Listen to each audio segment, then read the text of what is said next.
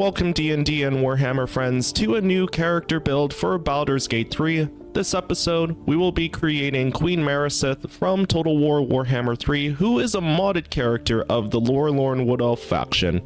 Now, a quick side note and a little bit of housekeeping too for all of my returning viewers. I want to apologize for the slow uploads of my videos, regardless if they're character builds or narrative-driven Warhammer campaigns. There's been a lot of demands increasing at my job lately, especially after I got promoted, and I've also been going through different interviews too when it comes to firefighter training. So all of that together has been taking up a lot of my time and energy that I genuinely wish I could dedicate more to this YouTube channel and also to all of you as an audience. That being said, I do promise to upload at least one character video a week, preferably on a Saturday, and yes, I now have changed my work schedule so that I'm able to have both Saturdays and Sundays off, so hopefully having 2 days off in a row will provide a better flow schedule for myself as a YouTuber when it comes to creating a character, editing the footage, and then uploading it for all of you to see. I also do plan to upload more of my narrative-driven Warhammer campaigns, which admittedly I started as filler videos, but surprisingly have really enjoyed going through them and also talking about the lore and backstories, and admittedly I've even based some of my characters off of those campaigns too. So those will be mainly pop-up videos that you will see on the weekdays whenever I do have time to record and edit those campaign footages. Now, without further delay, let's hop into the character build, which this is more so of a roleplay character build rather than min-maxing. But Warhammer fans, please let me know if there's any specific lore pieces that you would like to see more in this character build, or any changes that you would personally make. Also, just in general, when it comes to criticism, I am very much open to it, especially if it's feedback that can better provide a more accurate roleplay or even metagaming as well. Now, the specific elven subrace, of course, is going to be Wood Elf, which grants you access to Druidcraft, advantage on intimidation checks, or instantly snuff out a light source. Primeval Forest, increasing our speed to 35 feet, and then also gaining some spells at different levels. And of course, Fey Ancestry, advantage on saving throws against being charmed, and magic can't put us to sleep. The class we're choosing is fighter, but we are not going with the traditional frontline fighter. Our specific fighting style for this will be archery. Later down the line, when it comes to choosing feats, I may choose close quarters shooter. However, this is very situational, ignoring disadvantage from attacking with a ranged weapon within 1.5 meters, gaining a +1 bonus to ranged weapon attacks. Now, again, good buffs, but only if you find yourself in a pinch or the enemy does close their distance on you. Background, technically speaking, Queen Marasith is a noble, as she is the leader of the Wood Elves of Lorelorn Forest.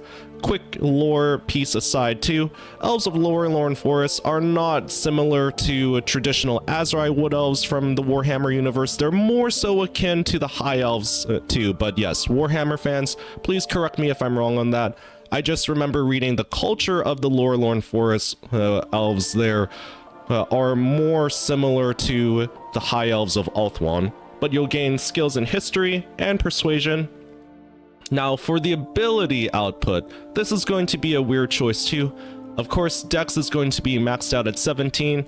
Intelligence, we're putting more points into because later down the line we will pick up the Arcane Archer, which is a subclass of a modded subclass, mind you, of the fighter. Wisdom at an okay 12, Charisma 9, taking points away from Strength, and then also the remaining points putting our Constitution at 12, so a little +1. Now with the Arcane Archer, it is technically a spellcasting class, so some of the effects do rely on our intelligence modifier, which will be a +3. Dex eventually will become a +4 or a +5 if we really invest some points into there. Skill proficiencies for this character, acrobatics at a very strong +5, History, very strong +5. Animal handling at a respectable +3. I chose animal handling because that is technically what Wood Elves are known for in the Warhammer universe. They do use beasts to fight alongside them in battle. Perception, respectable +3. And persuasion at an okay +1. Level 2, there's not really much going on for the fighter, but at level 3, this is where we gain access to the subclass of the Arcane Archer. So, for the cantrip, we're not going to choose Druidcraft because we already have it. Instead, we're going to choose this one. I'm not even going to try to pronounce it. I know for a fact I'm going to absolutely mess it up and butcher it. But that aside, we also gain access to Arcane Shots. These are essentially magical effects added to our arrows. Now, for this personal build, I would pick Grasping Arrow. This is right up a Wood Elf's alley. When the arrow strikes the target, Conjuration Magic creates grasping poisonous brambles which wrap around the target. This is really good for slowing down our enemies. Seeking Arrow is also a good secondary choice here. With Divination Magic, grant your arrow to seek out your target, allowing the arrow to curve and twist its path in search of its prey. This is also essentially like a True Strike arrow or a Magic Missile arrow too, so this is essentially guaranteed damage for your character.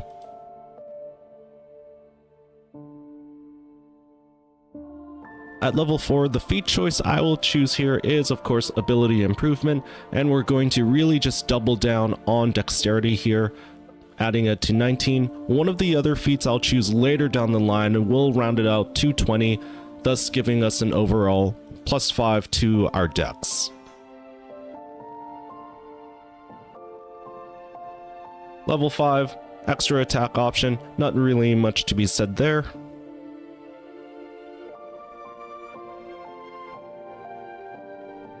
At level 6, we gain access to another feat, and this one I'm specifically using a modded feat of Elven Accuracy, which grants us the following benefits: increased dex to 1 to a maximum of 20, and whenever we have advantage on an attack roll using Dex, Intelligence, Wisdom, or Charisma, we can reroll one of the dice twice. So this is essentially another good way to guarantee that all of our attacks actually hit. At level 7, we gain some subclass features and also additional arcane shots. I should have said this previously, but arcane shots are essentially the amount of times that we can infuse our arrows with these different effects here. With the subclass features, we gain Magic Arrow, gain the ability to infuse arrows with more magic. Whenever you fire a non-magical arrow from a short bow or longbow, you can make it magical for the purpose of overcoming resistance and immunity to non-magical attacks and damage. And we gain Curving Shot. Whenever you miss with a magic arrow, you can use a bonus action to reroll that attack against a different target within 18 meters. So it's not essentially a get out of jail free card, but it's kind of like a compensation where it's like, hey, you might have missed your intended target of the boss enemy, but at least you can get some damage output by attacking a minor enemy. So with the choice of arcane shots here, I would personally pick up either Banishing Arrow, Abjuration Magic to try and temporarily banish your target to a harmless location in the Feywild, but also Shadow Arrow is a good choice here too. Illusion Magic causes your foes to go blind, and this is definitely something that Queen Marisith and the Wood Elves would use in battle too. Wood Elves are very much known for their trickery and underhandedness. Lots of ambush tactics too for all of you Warhammer players out there. Level 8 gets interesting when we multiclass into Druid, but it's specifically for a modded Druid subclass, which I'll talk about shortly. The cantrip choices here, I'm going with Poison Spray as a melee attack cantrip and Mold Earth in order to create difficult terrain and make it harder for enemies to reach us. For spell choices here, you can choose one of the healing spells to act as a semi-support individual for your party, and I like picking up Entangle just to make things even more difficult for our enemies to reach us. For the specific subclass, Circle of the Wildfire is going to be really interesting here as we pick up spells of Cure Wounds and Burning Hands for another melee spell. but the specific action here is where we get a chance to summon a Wildfire Spirit, essentially acting as a bodyguard for us, and also as, well, yet again, more action economy for us in combat. So it provides us a lot of combat versatility too. Now, this might be a little bit unlore friendly for Warhammer players out there, but also let me know too if this is something that you could see Wood Elves using in the future as well. One thing I could justify this is you could say this is essentially like a malevolent treekin spirit that you're summoning in battle to fight alongside you. So that's one way you could roleplay it. For the prepared spells, you can mix and match whichever you choose here. I'm sticking with Healing Word as that long-range healing spell. Entangle is very good as well, and Long Strider to act as support for your Wildfire Spirit to increase their movement speed and have them close the distance on your enemies. Level 10 is when we gain access to spells of Flaming Sphere and also Scorching Ray for some fire damage. Prepared spells, you can mix and match whatever you want here. Personally for me, I like replacing 2 of my spells with Healing Spirit, basically as an extra support spell, not just for myself but also for the Wildfire Spirit, and Summon Beast as, yet again, more allies called to the battlefield.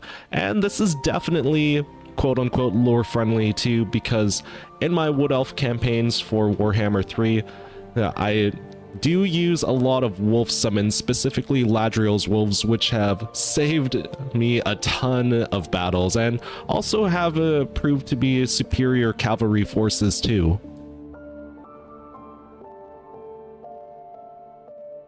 At level 11, pick up whichever cantrip you want here, but I'm picking up Resistance as a support cantrip for our summons, making them more resistant to spell effects and conditions, and a 1d4 bonus to saving throws.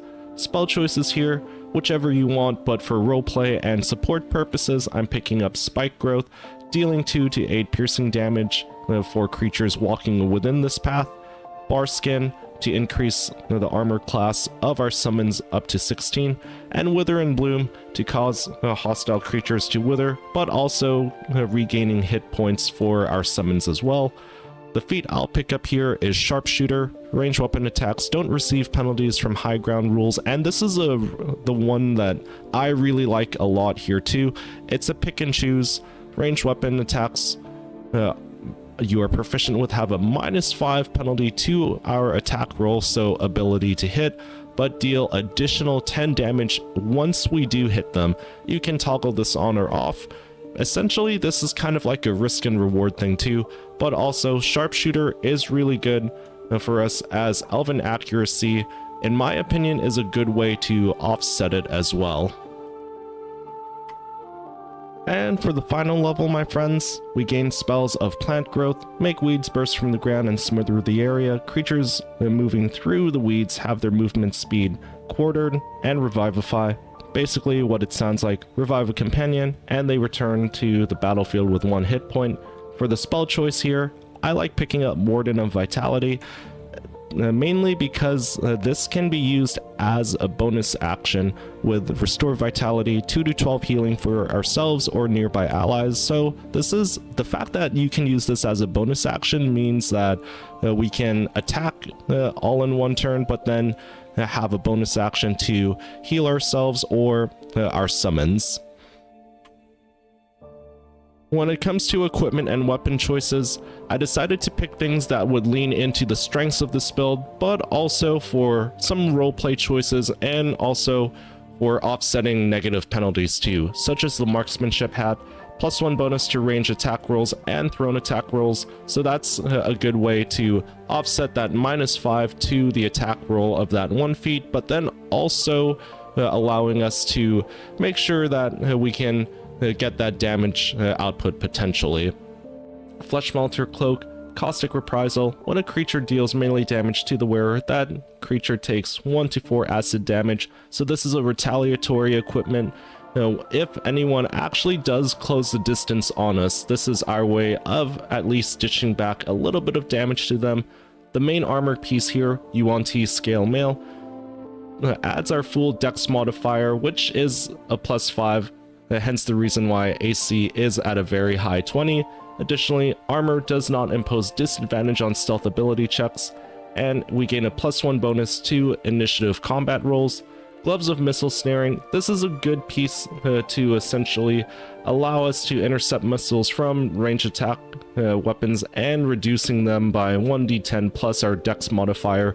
And it's a good way to have like an anti-archer piece on us as well, so then we can have the actual range superiority in battle. Brisk Wind Boots, critical swiftness. Essentially, this rewards us after we gain a critical hit or killing a hostile creature. Movement speed is restored to maximum, allowing us to reposition ourselves.